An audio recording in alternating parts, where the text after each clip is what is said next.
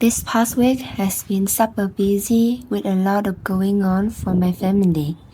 A bunch of things all hit at once. Family matters and work stuff, just piling right on top of each other. Hey everyone, I'm Giang, a 25 years old freelance teacher in Vietnam. In this video, I'm going to give you a look into what life is really like as a young teacher here. Right now, I'm at the hospital visiting my little brother. This past week, he had to be admitted for surgery. Thankfully, everything turned out fine.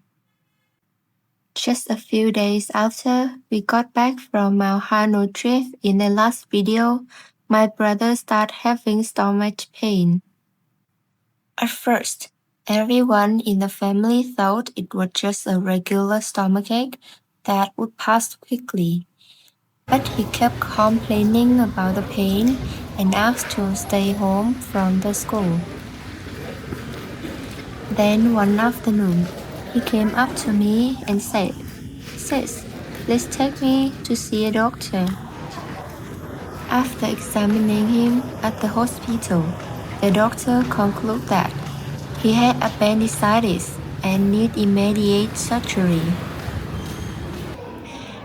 Medically speaking, it's considered a fairly routine procedure, but if left untreated, it can quickly become dangerous and even life-threatening. I feel so lucky that everything went smoothly. This is the city hospital where he's recovering. The facility is quite clean, with plenty of green leaf plants around to keep the air fresh and breezy. I noticed quite a few elderly patients sitting around, waiting for their checkups.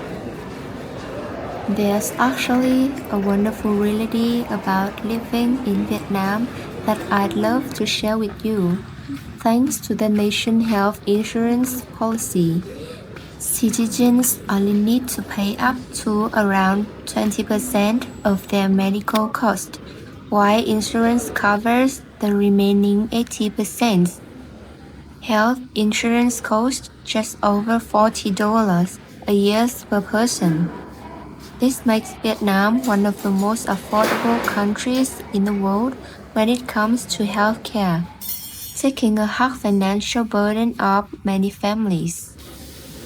My brother has been in the hospital for 3 days now, and today is finally his last day before being discharged. He is feeling much better, and now he just needs to rest at home to fully recover. Around the room, you can see our relative who came by to visit. In Vietnam, when a family member falls ill, the hospital isn't just a place for medical treatment. It's where family bonds shine the brightest. Parents, aunts, uncles, siblings, whoever has a free moment drops by whenever they can. No appointment or reminder needed.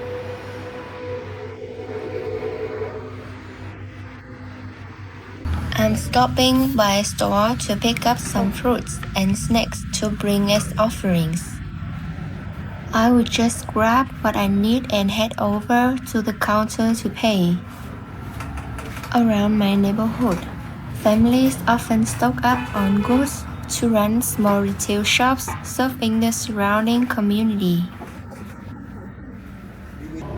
Whenever life gets a little overwhelming, people in my hometown often turn to nature or peaceful spiritual sites.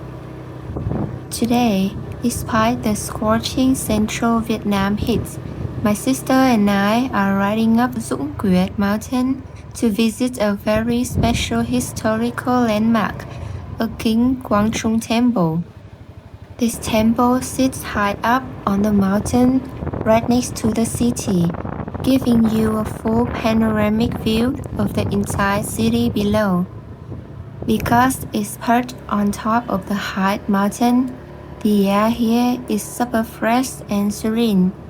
The temple honors King Quang, one of Vietnam's most iconic national heroes and brilliant military strategist from the late 18th century.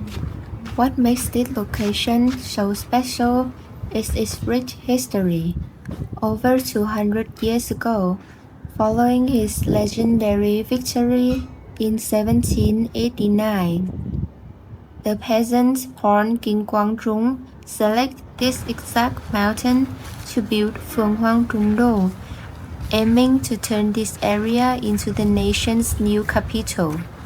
Although that dream was left unfinished due to the emperor's sudden passing, the locals built this majestic temple right on the sacred ground he originally chose to honor his legacy. Stepping through the main gates, you'll find dozens of guardian deity statues lining both sides of the entrance, placed there symbolically to watch over the temple. The architecture carries deep traditional hallmarks, featuring dark ironwood beams and moss-covered yin-yang tile roof. Can you see those Asian details carved into the rooftops and pillars? Up here on the mountain, there are fewer passers-by, so the stores aren't crowded like the shop near my house. There's no one managing them and no security cameras. People simply pick out what they need and leave their payment inside a small honor box on their own. I really love seeing this. It reminds me that kindness and mutual trust still thrive every day.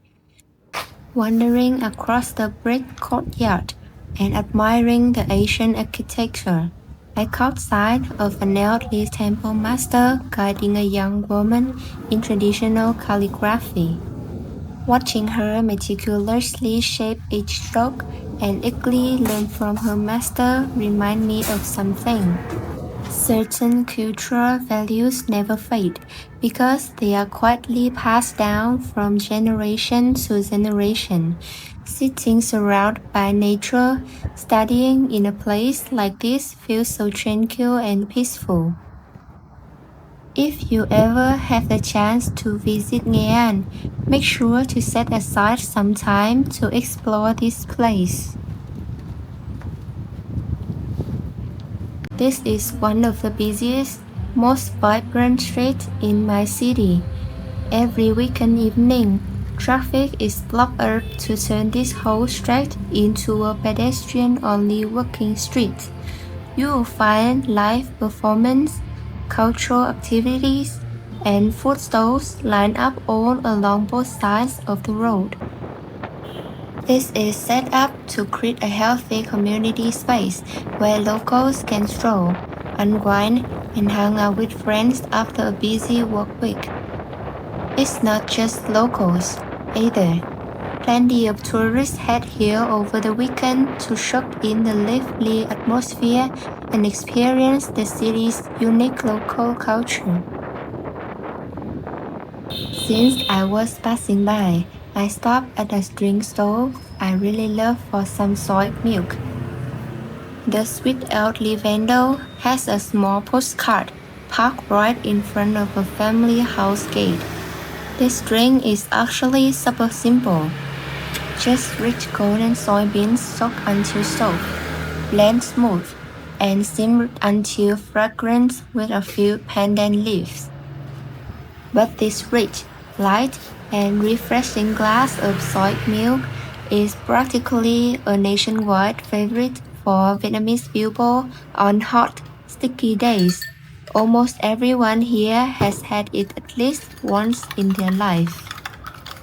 A cup like this costs only about 50 cents, but it's packed on the brim with toppings. Shredded fresh coconut, chewy jelly, and crispy coconut boba. I got a soy milk for myself and a fresh coconut juice for my younger sister. It's been a busy day with so many chores around the house. I'm taking a moment to sit down and catch up on my personal work. Right now, I'm preparing lesson plans for my class tonight, as well as gathering materials for my upcoming master thesis projects. After graduating with my degree in education, I decided to pursue a master's in educational management. I only have about 6 months left until graduation. That's another major chapter in my life almost complete. Honestly, I never used to think I'd become a teacher or work in the education field one day. As a little girl, my dream was to become a lawyer. But somehow, fate led me down a completely different path. Sometimes, watching these kids struggle through every single letter, I catch glimpses of my younger self, just as curious, just as eager to explore the world with pure, innocent eyes. Teaching isn't just about imparting knowledge. It's about nurturing souls from those very first lessons. Teaching a child how to love, how to tell right from wrong, and how to stand tall on their own 2 feet. The more I study, the more I teach, and the more setbacks I face, the more humble I feel. But if I were given the choice all over again, I still smile, nod, and keep walking down this path.